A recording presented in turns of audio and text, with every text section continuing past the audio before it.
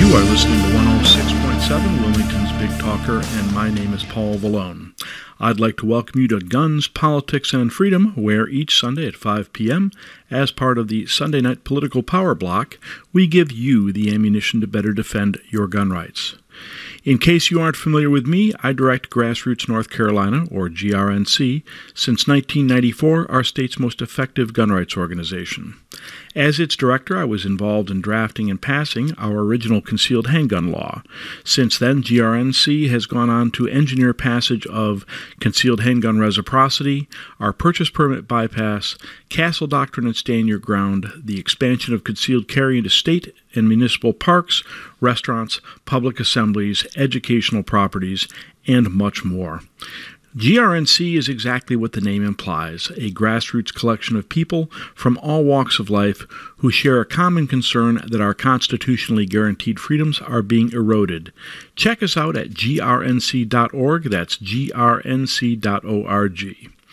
In today's episode, we will discuss the many tentacles of Michael Bloomberg, how this billionaire megalomaniac, like others before him, is using his personal fortune to not only attack your rights, but to control your life, and how he represents a serious threat to your gun rights. But first of all, let's take a quick look at the week's gun rights news. First of all, a hate crime gun ban could be coming soon to a state near you. As reported by David Codria, writer for Guns Magazine and blogger at The War on Guns, Notes from the Resistance, the California legislature recently sent the so-called Disarm Hate Act to the governor for his signature.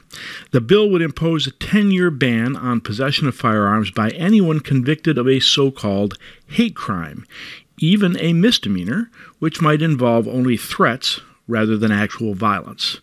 Even the state's weak-kneed Republicans voted for the bill. Now, lest you think it applies only to leftist California, Codria reports that the measure is already law in Delaware, Maryland, Massachusetts, Minnesota, New Jersey, and Oregon. Ultimately, leftists undoubtedly want to make gun ownership a measure of hate, which would, of course, make you ineligible to own firearms. Meanwhile, in Tennessee, yet another armed citizen prevented mass carnage after a gunman opened fire at Nashville's Burnett Chapel Church of Christ, but was confronted by 22-year-old church usher Robert Caleb Engel. As the two struggled, the shooter was himself wounded in the chest, giving Engel time to retrieve his permitted concealed handgun from his car and hold the suspect until police arrived. Engel was fortunate to get that opportunity since he wasn't carrying the gun on his person. Hopefully, the gun rights movement will expand concealed carry to the point where people like Engel don't have to retrieve their gun from the car. On another note, I'm happy to say that the NRA has weighed in on the NFL take-a-kneel controversy, as has Taya Kyle, a widow of celebrated sniper and American hero Chris Kyle. Please allow me to read an excerpt from her letter to the NFL, and I quote, "Your desire to focus on division and anger has shattered what many people loved most about the sport. Football was really a metaphor for our ideal world, different backgrounds, talents, political beliefs, histories, as one big team with one big goal, to do well, to win, together. You are asking us to abandon what we loved about togetherness and make choices of division. Will we stand with you? Will we stand with our flag? What does it mean? What does it mean if we buy a ticket or NFL gear? What does it mean if we don't? It is the polar opposite of the easy togetherness we once loved in football." Now on to our main topic. Now, I confess I've always been a big James Bond aficionado. And by the way, allow me here to pontificate that the only actors who've done a decent job on Ian Fleming's character were Sean Connery and Daniel Craig, maybe Timothy Dalton. Roger Moore was the pansy James Bond. But I digress. One thing I could never fully wrap my head around, even as a teenager, were the Bond supervillains. You know the ones I mean, be it Dr. No, Ernest Stavro Blofeld, or the infamous Goldfinger. They were always a bit too large for life, too rich, too powerful, too megalomaniacal to be real.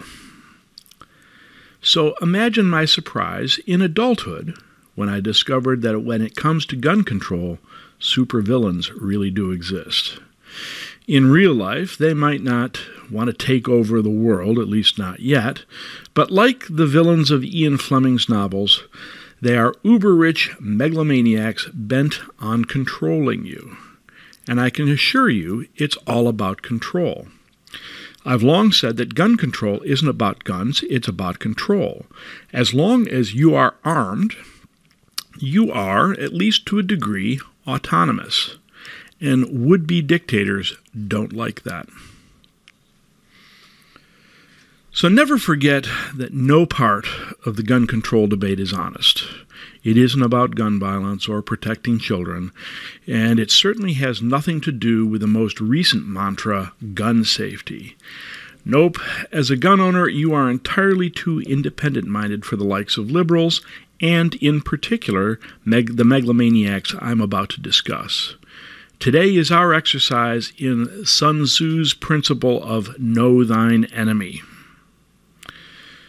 The very first of the gun control supervillains I became familiar with was billionaire Andrew McKelvey of Monster.com when he funded an entity calling itself Americans for Gun Safety back in the early 2000s. Prior to Americans for Gun Safety, or AGS, he had also funded gun control efforts in the form of the misnamed Million Man March, as well as bankrolling part of the Handgun Control Incorporated's lawsuits, which were designed to drive gun makers out of business. McKelvey, by the way, was the one who convinced Handgun Control to change its name from the more honest gun control moniker to the benign-sounding Brady Center to Prevent Gun Violence. You see, it's all about disguising the agenda. After Democrats got their asses handed to them in the 1994 and 2000 elections, largely for the support of gun control, Americans for Gun Safety came up with the idea of hiding politicians' support for gun control behind what is now disingenuously called gun safety. By the way, from people who wouldn't know which end a bullet comes from, much less how to safely handle a gun. This supposed third way, ostensibly not opposed to gun ownership, but actually to camouflage gun control under the guise of gun safety, came from Americans for Gun Safety, which actually started pushing a thinly veiled scheme right here in North Carolina in about 2003. After a local group, North Carolinians Against Gun Violence, got a $60,000 grant from the organization to hire big buck lobbyists, which were Parker, Poe, Adams, and Bernstein, to lobby against your rights.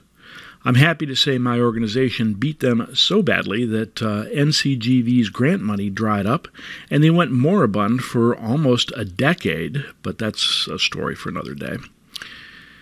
Our opposition research found that Americans for Gun Safety wasn't an organization at all, but rather just an unincorporated money laundering vehicle, wherein this billionaire gave tax-deductible donations to a nebulous entity in San Francisco called the Tides Foundation, run by hardcore leftist Drummond Pike, who funded all sorts of far-left stuff, from gay advocacy programs for teenagers to the anarchists who burned down, I believe it was called the Ruckus Society, who burned down the Starbucks during the World Trade Organization riots in Seattle.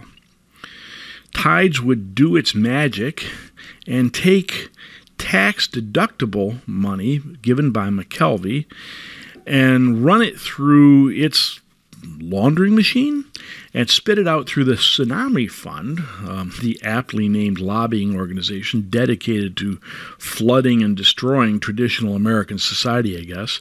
And so Andrew McKelvey was our first, and they spit it out, by the way, in political action in terms of state-level gun control stuff. So McKelvey was our first prototype gun control supervillain. He died in 2008, but his work to camouflage gun control as, quote, gun safety lives on. Now, we're going to take a short break in just a moment, and after we return, we will discuss our next gun control supervillain, the infamous George Soros. You are listening to Guns, Politics, and Freedom on Wilmington's Big Talker 106.7, wilmingtonbigtalker.com. Please join us after the break to discuss current threats to your gun rights, presented by anti-gun billionaire Michael Bloomberg.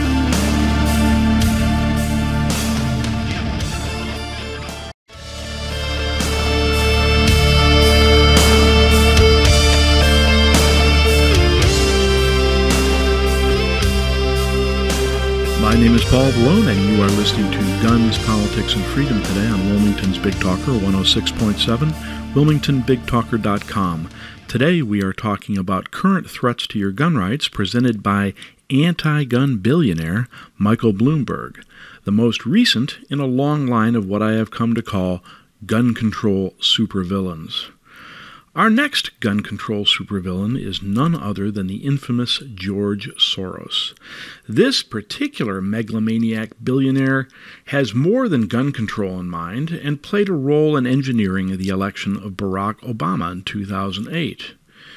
As far back as 2011, Human Events, the magazine Human Events, notes that, and I quote, using Open Society, that's his organization, the Open Society Foundation, as a conduit, Soros has given more than $7 billion to a who's who of left-wing groups.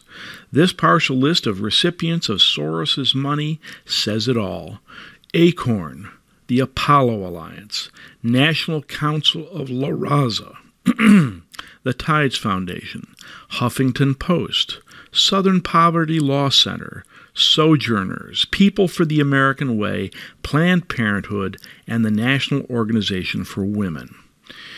In addition to being the main mover behind MoveOn.org, Soros contributed $23.6 million toward defeating George Bush in 2004. And why has Soros contributed $7 billion to control your life? Let's listen to his own words. I quote, I admit that I've always harbored an exaggerated view of my self-importance. To put it bluntly, I fancied myself as some kind of god. I carried some rather potent messianic fantasies with me from childhood, which I felt I had to control, otherwise I might have ended up in a loony bin. There you have it, George Soros, our Messiah.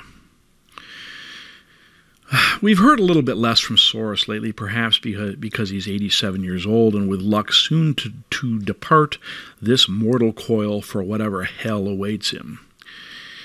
But the gun control supervillain we've heard from most recently is billionaire and former New York City Mayor Michael Bloomberg, who made McKelvey's $12 million investment in gun control look like chump change, as he, Bloomberg, has promised to shovel $50 million per year into restricting your gun rights. As a politician, Bloomberg has chosen whatever party is most convenient. A lifelong Democrat, he switched to Republican in order to get elected mayor. Afterward, in 2007, he dropped his Republican Party affiliation, and he was widely conjectured to be positioning himself for an independent run on the presidency. Fortunately for you and me, he didn't make that run.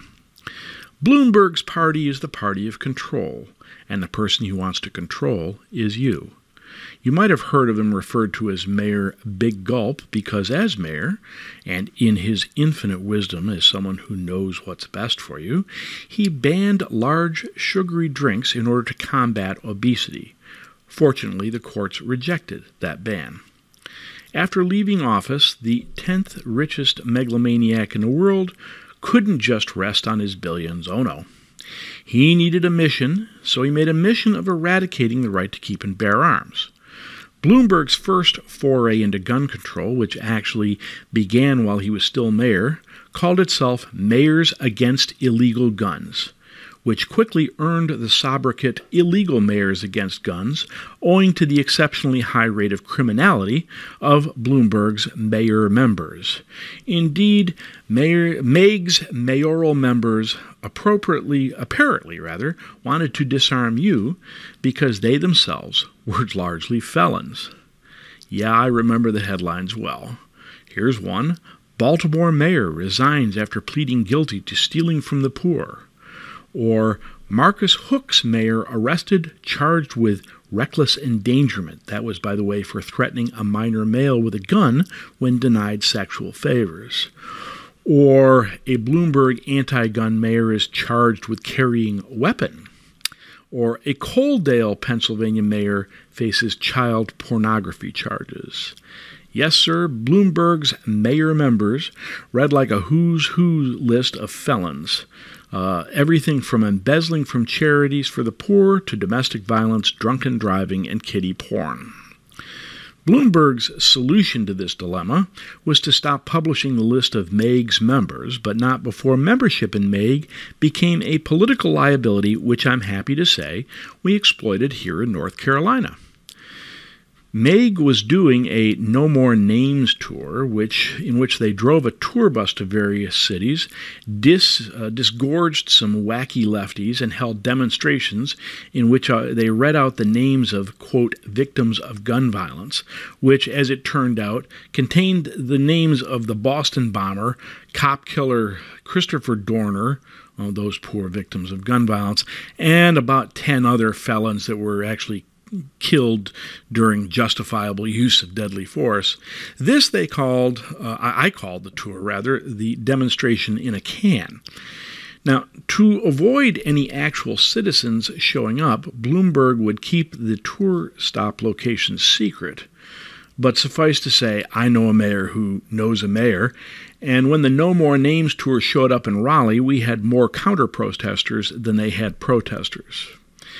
Anyway, one of their speakers was Jackie Holcomb, the mayor of nearby Morrisville, whom I'm happy to say we took out in the next election using a mailer which asked how such a pillar of the community could associate with the child molesters of Meg. That mailer was a thing of beauty. It was at about this time Bloomberg realized that he was being defeated even by small groups like ours because, frankly, well-organized grassroots beats money just about every time. His solution, of course, was to buy grassroots support, or at least the appearance thereof. And the result calls itself Moms Demand Action for Gun Sense in America, or MDA, if you will, and was Bloomberg's first foray into the what political operatives call astroturfing, namely the creation of the appearance of grassroots support where none actually exists. MDA routinely claims millions of so-called members nationally, which seem to comprise just about anybody who's ever checked out their web page.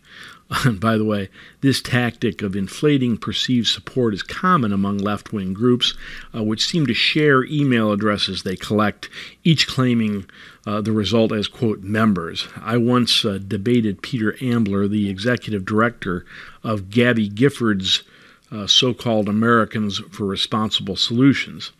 And when he made this claim, I pointed out the scam to the audience, and I said, "It should disturb you greatly, Peter, to know that I am one of your so-called members." But in North Carolina, they actually comprised, the Moms Demand Action staffers actually comprised 7 paid staffers, just 7 people, directed by a dedicated leftist named Karen, yes, that's Karen with 2 A's, Haldeman, who proceeded to show up at various businesses to encourage them to post against concealed carry or whatever the anti-gun sentiment of the moment happened to be. More recently, MDA periodically shows up at the legislature in small groups like schools of fish in matching T-shirts whenever critical votes take place on pro-gun legislation. MDA is led by one Shannon Watts, an Alinskyite, who the MDA website describes as a, quote, stay-at-home mom, while neglecting to mention her previous career as a public relations executive for 2 major corporations. But apparently Watts is even too wacky for the left-wing wackos. She recently made news while flying on a United flight for tweeting that United was sexist for ejecting 2 female passengers for wearing leggings, blithely ignorant that the 2 passengers that got ejected as airline employees traveling standby were subject to strict dress codes. This spring, Watts made news when an MDA insider told the Daily Caller, and I quote, "Staff who worked for Shannon quit or are fired faster than the organization can replace them. She's a nightmare." Watts was apparently planning to run for Congress, but recently sacked the idea. I mean, what a pity. That would have been fun, actually. And the mommies began to experience problems when they started online fundraising without bothering to obtain either nonprofit status or, in North Carolina, a charitable solicitation license, something my organization happily pointed out when Karen and the North Carolina Secretary of State. Oddly enough, not long after we complained, a tiny note appeared on MDA's page noting that Moms Demand Action was actually a project of yet another Bloomberg front, this one called Every Town for Gun Safety. We're going to take a short break, after which we will describe Every Town for Gun Safety and Bloomberg's threat to your rights. Meanwhile, you're listening to Wilmington's Big Talker, 106.7, wilmingtonbigtalker.com. Please join us after the break when we discuss the threats to your freedom presented by megalomaniac billionaire Michael Bloomberg as we resume Guns, Politics, and Freedom.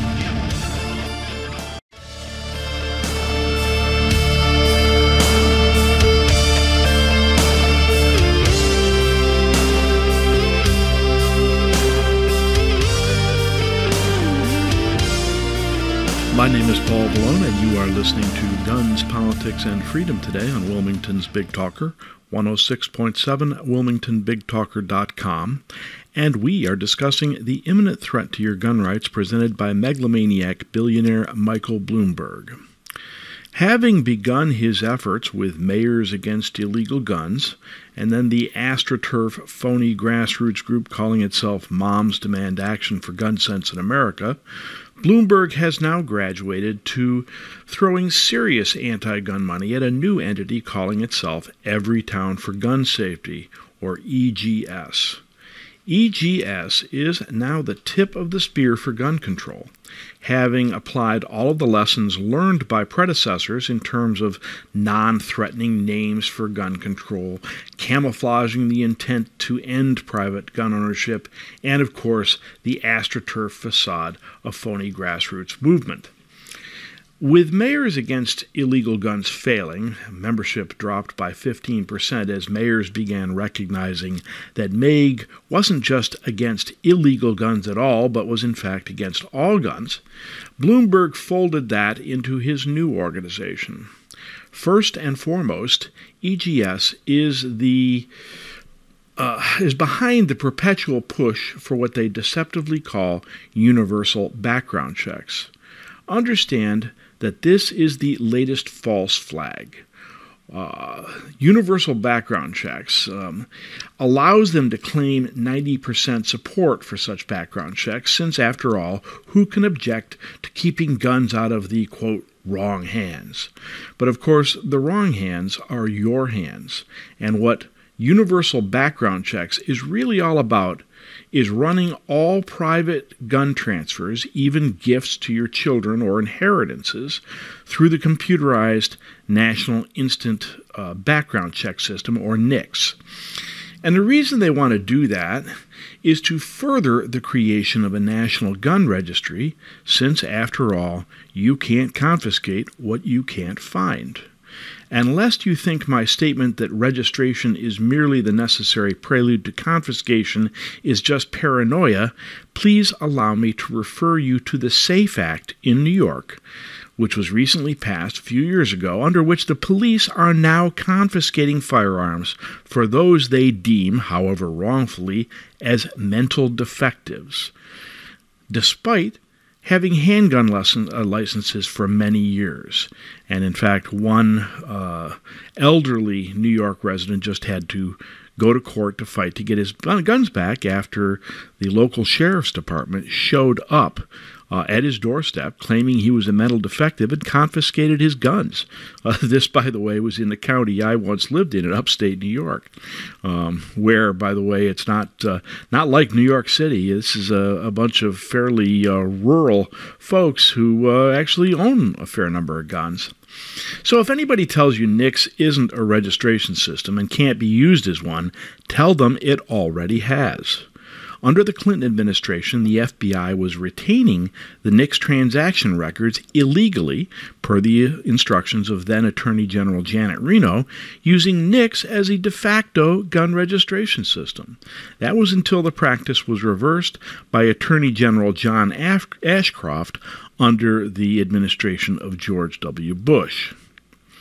Now, if you are prone to laugh at the foibles of Bloomberg's illegal mayors or the stupidity of Shannon Watts and the mommies, you're going to stop laughing when you take a good, hard look at what Everytown for Gun Safety is doing.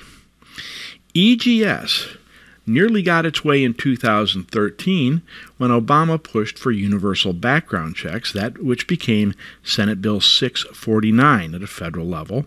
And the lily-livered on our own side almost gave him the so-called Toomey Manchin Compromise. I don't know if you remember that, but which constituted nothing less than universal gun registration light. Fortunately, that failed, and when denied federal gun control by a Republican Congress, Bloomberg's minions have been busy at state-level politics. Now, EGS claims something like 65 state-level victories. Of course, that number is probably a lie. I mean, almost certainly a lie. But trust me when I say that we have seen them drop upwards of $1 million in TV ads to stifle our repeal of the Jim Crow-era pistol purchase permit system in North Carolina, which was ultimately stripped from Omnibus Pro-Gun Bill, House Bill 562, a few years ago. Yeah, we passed the bill, but we didn't get everything we wanted, and actually the bill was considerably weakened. And I won't say that Everytown for Gun Safety was the only factor in why that happened, but certainly they injected a fair bit of money into that fight. Now, in the 2015 elections in Virginia, EGS pumped $2.2 million into just 2 state Senate races in an effort to transfer control of the Senate to anti-gun Democrats. Think about that, $2.2 million in 2 state Senate races. Just recently, Bloomberg's organization promised an initial investment, those are his words, initial investment, of $1 million to elect anti-gun Democrats in Virginia. This, by the way, in a purple state with a Democratic governor and a Democrat Attorney General, Mark Herring, who recently tried to rescind concealed handgun reciprocity agreements with nearly every other state. Then we have Bloomberg's many anti-gun ballot initiatives. First, there was Washington State and his push for so-called universal background checks there, which, true to form, passed and now register gun transfers, even between close relatives, loans. The way universal background checks are construed, it could mean me loaning you a firearm at a shooting range, which would now require us to go to a federally licensed dealer for a background check via the NICS system. For this particular effort, Bloomberg reportedly invested a mere $3.5 million. Then he expanded his effort by spending $25 million to push ballot initiatives in California, Washington, Nevada, and Maine during the 2016 elections. Thanks to $11 million spent, the Bloomberg Universal Background Check Initiative won in Nevada, and I know some of those activists. They did a superb job of defending against Bloomberg's initiatives, but they were far less funded, and consequently, Bloomberg managed to pass the ballot initiative. Fortunately, apparently he forgot to hire somebody to write a decent law when it got passed, and when the state's attorney general was forced recently to place the law on indefinite hold after the FBI pronounced it unenforceable. So I guess the bottom line is, if you're going to spend money to pass the law, you better spend money to make sure that it's enforceable. Unsurprisingly, the ban on magazines and equipment requirement for ammunition registration in California, that passed. That was another of his ballot initiatives, as did a relatively minor initiative in Washington. Only Maine emerged unscathed as they managed to repel the Bloomberg attack for universal background checks again, despite Bloomberg having spent nearly $6 million in order to run the lives of people in Maine. Now, this, by the way, I believe was a 50-1 outspending local activists, but fortunately, once again, given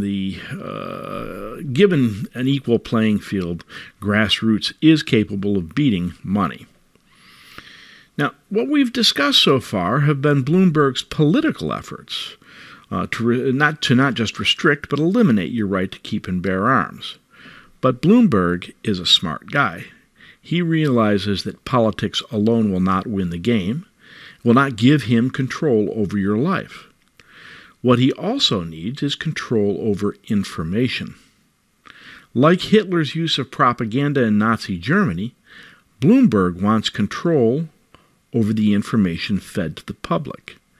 By doing so, he will control the facts, such as they are, and I use that word in quotes, facts, the facts of the debate.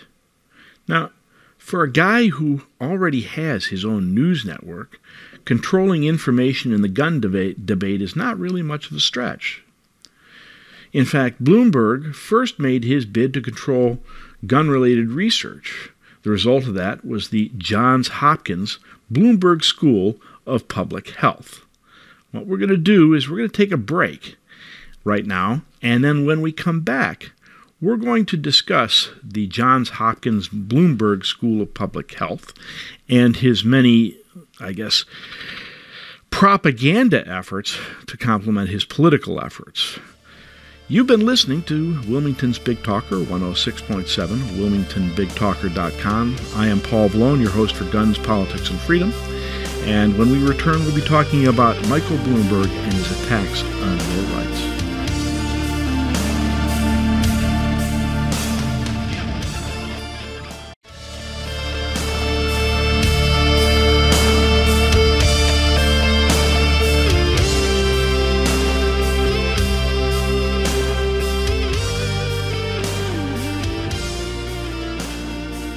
My name is Paul Vallone, and you are listening to Guns, Politics, and Freedom today on Wilmington's Big Talker, 106.7, WilmingtonBigTalker.com.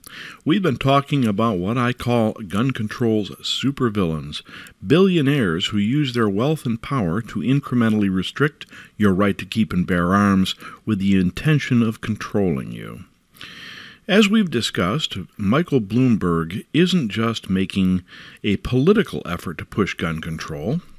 In addition, he is running a well-funded effort to produce phony gun-related, and I use this word in quotes, research, as well as creating his own news, and again, use that word in quotes, news organ dedicated solely to propagating disinformation about guns.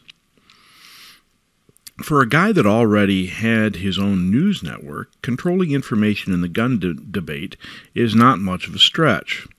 First of all, Bloomberg made his bid to control gun-related research.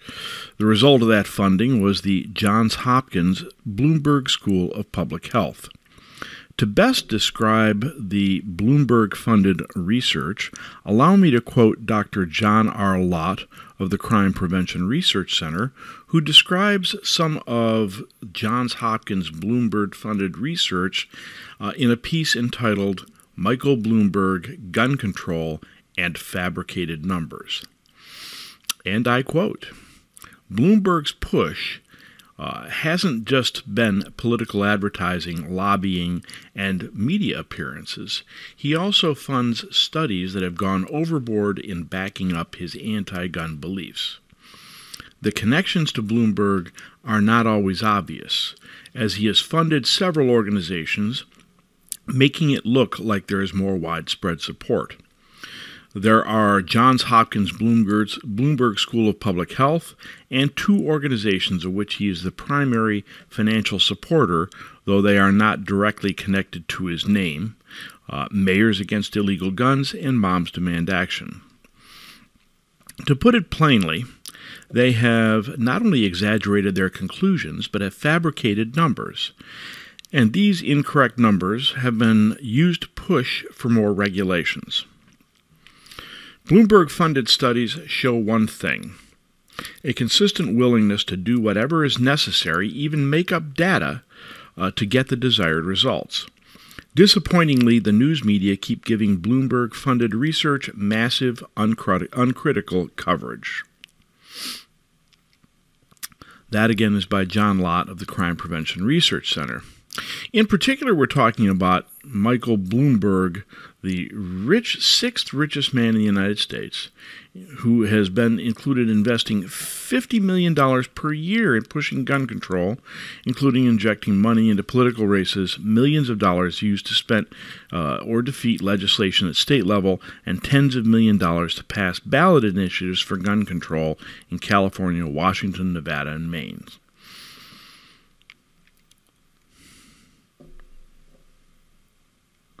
So, he's contributed millions to the so-called Johns Hopkins Public School of Public Health, and you've heard about the quality of that research. Now, liberals have long complained about Congress in the late 1990s, which defunded the anti-gun advocacy literature being disguised as research, which was performed by the Centers for Disease Control, and specifically its National Center for Injury Prevention and Control, which was at the time supervised by Director Mark Rosenberg, a researcher so unbiased that he once wrote that he wanted to create a public perception of guns as, and I quote, dirty, deadly, and banned. Does that sound like a researcher to you? So Bloomberg's funding is intended to replace the NCIPC efforts to create new fuel for gun control. But unfortunately, his quest for propaganda is not just limited to funding biased research. In case the so-called mainstream media isn't sufficiently biased against private ownership of firearms, the owner of Bloomberg News created yet another news organ, this one claiming to be, and I quote, a news source of reporting and insight about guns in America. The ostensible news source is called thetrace.org and features a homepage which helpfully reports vastly exaggerated numbers of, quote, incidents of gun violence, alleged mass shootings, and much, much more. If you are associated with the gun rights movement, there is an excellent chance you will someday get a call from The Trace asking for your side. You can be quite certain that nothing you say will be used honestly, because The Trace doesn't really want your side. What they want is to be able to say they consulted you in the interest of claiming fairness and balance. But again, what you say will be misconstrued, used out of context, or misquoted. So, and I've done this in the past myself, I strongly encourage you to refuse to speak to them. They were especially interested with one of our efforts to repeal the pistol purchase permit law, the Jim Crow law, And I refused them an interview because I understood quite clearly that what I was doing, if I gave them that interview, was just allowing them or furthering their propaganda. So I guess the bottom line is that, let me note here that I'm attending the annual Gun Rights Policy Conference in Dallas, Texas. Now, this is held by the Second Amendment Foundation, where notables in the gun rights movement are bringing us up to speed on the latest issues and efforts. Michael Bloomberg has been a prominent feature of this conference.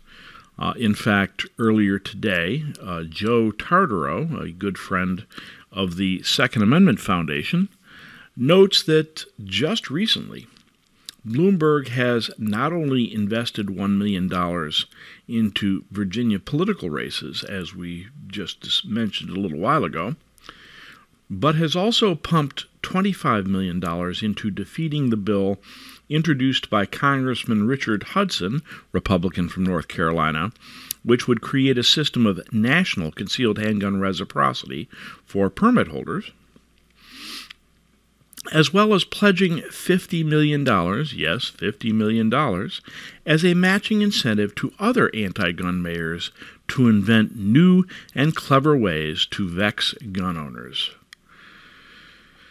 Nor are we alone in experiencing this megalomaniac billionaire problem. I just heard a presentation from Tomasz Stapien, and I'm probably mispronouncing that name, of the European organization called Firearms United Global, who, not coincidentally, reports that further bans being implemented in Europe which mirror the intended future efforts in the United States.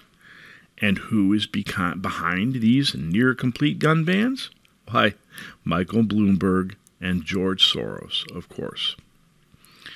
So, in sum on our gun control supervillain segment, future episodes will talk more about Mr. Bloomberg, his efforts, and how best to defeat him in his quest to end the private ownership of firearms. Meanwhile, if you ever get a chance to attend the Gun Rights Policy Conference, which I should note the Second Amendment Foundation offers free of charge, I strongly urge you to do so. The GRPC offers you the chance to learn from gun rights notables such as Alan Gottlieb, the executive director of the Second Amendment Foundation, Tom Gresham of Gun Talk Radio, Mark Walters of Armed American Radio, Larry Pratt, the executive director of Gun Owners of America, Alan Gura, the architect of the lawsuits that brought you the Heller and McDonald decisions affirming the individual right to keep and bear arms, and many, many more. I've spent lots of time here renewing old acquaintances and making new ones in Dallas.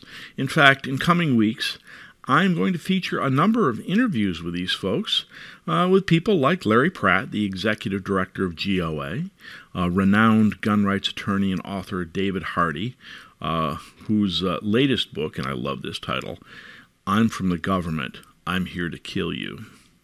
Then we had noted self-defense author Chris Bird, whose books include The Concealed Handgun Manual and, most recently, the extremely timely How to Survive a Mass Killer Rampage, and other notable authors and gun rights leaders. Meanwhile, you can check out archived versions of this show, as well as my newspaper columns and editorials, on my website at gunspoliticsandfreedom.com, where you can also make comments and suggestions. Again, it's gunspoliticsandfreedom.com.